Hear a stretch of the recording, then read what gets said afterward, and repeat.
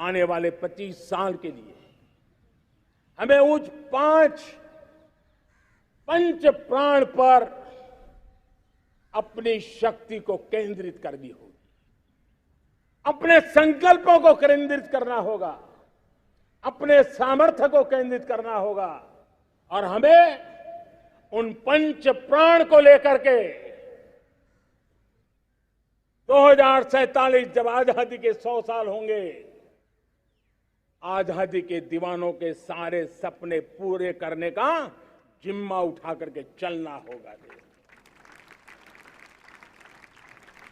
जब मैं पंच प्राण की बात करता हूं तो पहला प्राण, अब देश बड़े संकल्प लेकर के ही चलेगा, बहुत बड़े संकल्प लेकर के चलना होगा और वो बड़ा संकल्प है विकसित भारत। अब उससे कुछ कम नहीं होना चाहिए, बड़ा संकल्प। दूसरा प्राण है किसी भी कोने में हमारे मन के भीतर, हमारे आदतों के भीतर गुलामी का एक भी अंश अगर भी अभी भी है तो उसको किसी भी हालत में बचने नहीं देना। अब 100%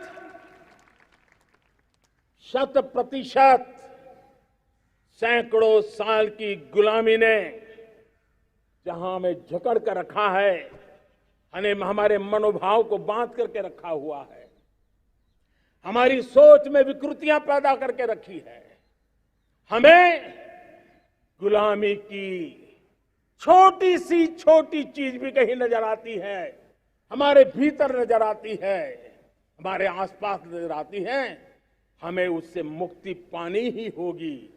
ये हमारा दूसरी प्राण शक्ति है। तीसरी प्राण शक्ति, हमें हमारी विरासत पर गर्व होना चाहिए, हमारी विरासत के प्रति, क्योंकि यही विरासत है जिसने कभी भारत को स्वर्णिम काल दिया था और यही विरासत है जो समयानुकूल परिवर्तन करने की आदत रखती है, यही विरासत है जो काल बाह्य छोड़ती रही है, नित्य नूतन स्वीकारती रही है। और इसलिए इस विरासत के प्रति हमें गर्व होना चाहिए। चौथा प्राण,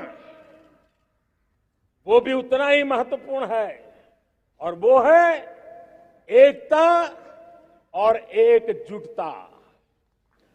130 करोड़ देशवासियों में एकता, न कोई अपना न कोई पराया। एकता की ताकत एक भारत श्रेष्ठ भारत के सपनों के लिए हमारा चौथा प्राण है। और पांचवा प्राण है नागरिकों का कर्तव्य। नागरिकों का कर्तव्य जिसमें प्रधानमंत्री भी बाहर नहीं होता है, मुख्यमंत्री भी बाहर नहीं होता है, वो भी नागरिक है। नागरिकों का कर्तव्य, यह हमारे आने वाली 25 साल के सपनों को पूरा करने के लिए एक बहुत बड़ी प्राण शक्ति है।